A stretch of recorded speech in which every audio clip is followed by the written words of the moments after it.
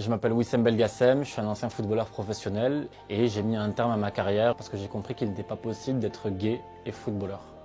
Dans le monde du football, j'entendais beaucoup d'insultes homophobes parmi les fans, les coachs à la mi-temps pour nous motiver, c'est toujours les mêmes choses, bougez-vous le cul, bougez comme des tapettes, etc.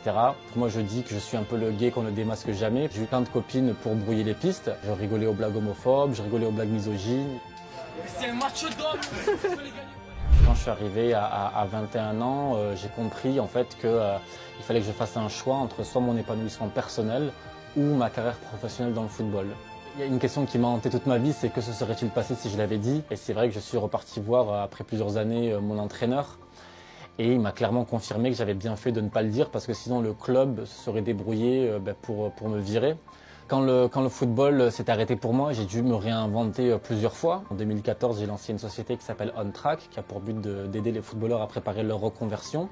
Ça marchait très bien, mais le problème c'est que du coup j'ai replongé en plein dans l'homophobie parce qu'en restant avec les footballeurs, j'entendais les mêmes discours de haine vis-à-vis des homos et donc c'est là où du coup j'entame une nouvelle reconversion, celle d'écrivain. Donc je publie en mai 2021 ce livre qui s'appelle Adieu ma honte et qui va un peu changer ma trajectoire de vie.